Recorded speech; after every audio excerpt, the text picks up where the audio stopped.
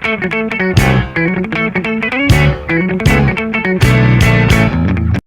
we're back, guys. No. So and now we're back. So today we're going to be conducting our second experiment, which is experiment number 4, entitled compression test on CHB, also known as concrete hollow blocks, as you can see. And we have 2 hollow blocks for today, which is a 4-inch hollow block and a 6-inch hollow block. So now let's get started. So the material we're gonna use in this experiment are the concrete hollow blocks, so 4-inch and 4-inch and 6-inch. Steel plate, burner caliper, and pressure test machine.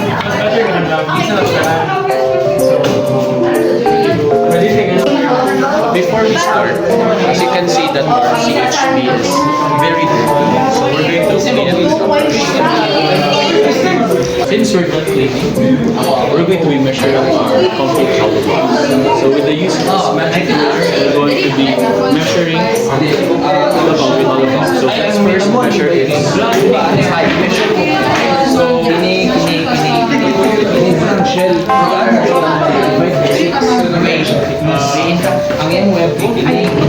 So with a height of 4-inch hollow block is 1.6 centimeters. And you please write it down. The height of the concrete is 19.6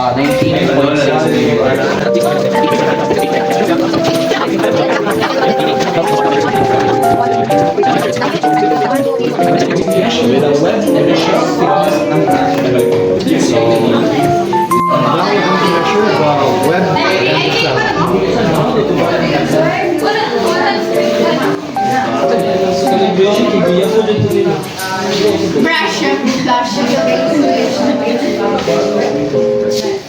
Nice camera.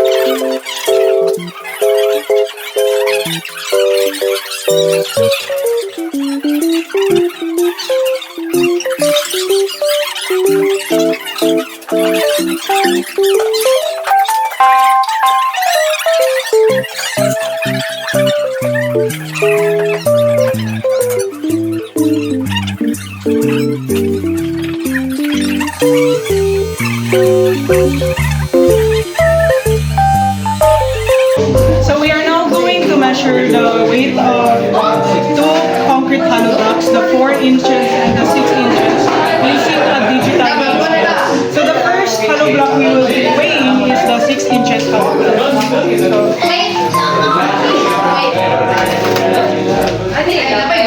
So as you can see, it is 8.44 kilograms. So the next one is 4 inches hollow block.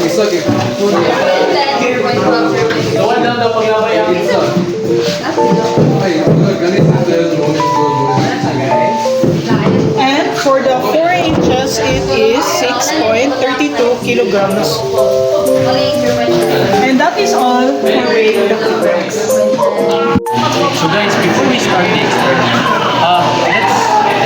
before we start our testing in the compression testing machine, let's first make a bet. So let's make a bet on my group which CHB, the 4-inch one or the 6-inch one, is stronger. So for me, I think the 4-inch one is stronger than our 6-inch hollow block. Maybe it's because it's more compact looking than the 6-inch one, but I could be wrong. So I think it's the 4-inch one. How about you, Gabe? I think I'm better than them in handling stress. What's there? I think it's gonna be the 6-inch. For me, it's gonna be the 4-inch concrete hollow block also. It is very thick. Yeah. So yes, so 2 of us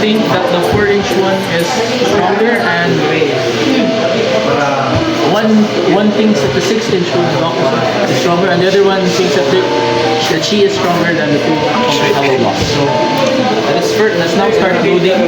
But first, let us first clean the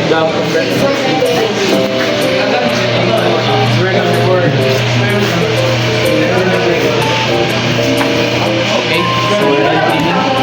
So let's load the 4-inch.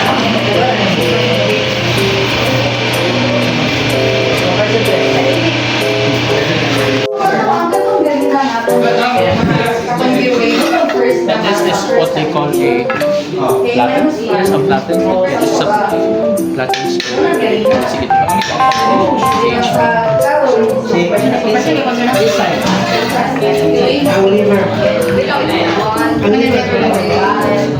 Anong dili na siya? Ang ba mo dito? Dito eh. Aba.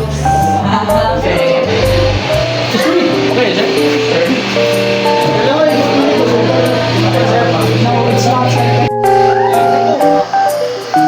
We're now been testing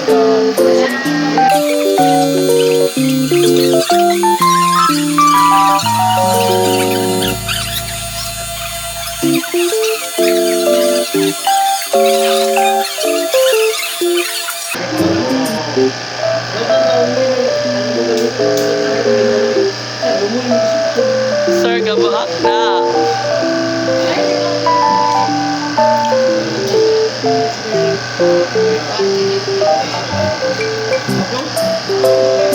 Ano na? Alam mo? Hindi po. 17.4 km and 0.9. Now let's test the concrete hollow block. So let's put in the compression test machine.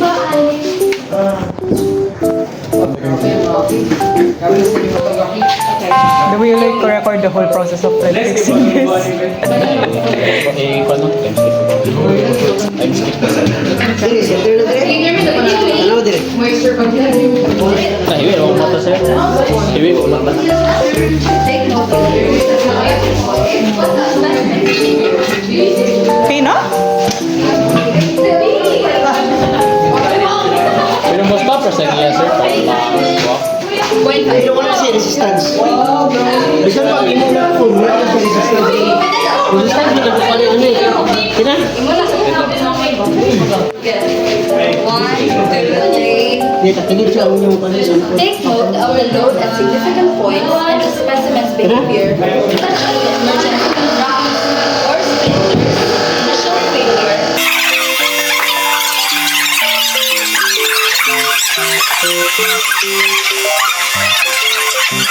I'm sure.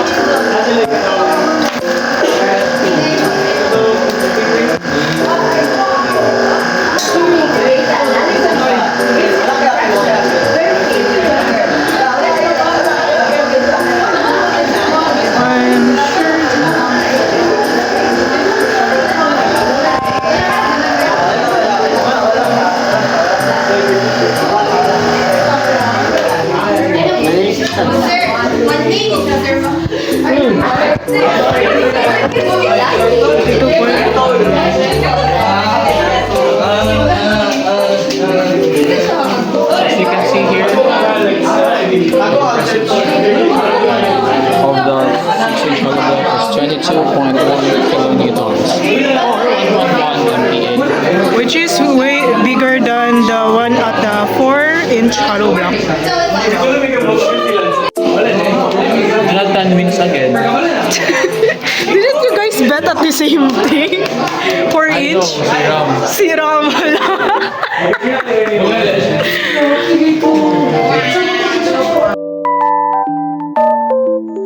As a result, the compression tested crumbled the concrete hollow blocks, which gave us the maximum compressive load to calculate the experimental net area compressive strength of the given 4 inches and 6 inches concrete hollow blocks. Testing the 4 inches concrete hollow block having a greater net area of 23,678.05 square millimeters, had crumbled under the experimental net area compressive strength of 0.73, while the 6 inches concrete hollow block that has a lesser net area crumbled after the experimental net area compressive strength of 0.98. Now, comparing the experimental and theoretical net area compressive strength, we obtained the percentage error for both concrete hollow blocks. The 4 inches concrete hollow block had a lower percentage error of 18.89%, having an accurate representation of the net area compressive strength while being open to more improvements in the experimental measurements.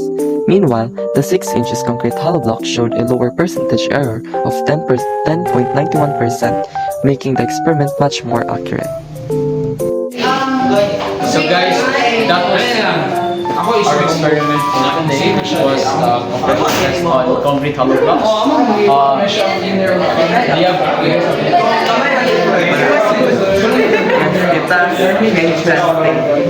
Amazing. So did you guys expect the results? No, I don't expect. I will always be disappointed. So going back, so our 4-inch hollow blocks, 17 point something kilonewtons, while our 6-inch hollow block withstood 22.1 kilonewtons of force. So yeah, it's very unexpected. You learned something today. Bye.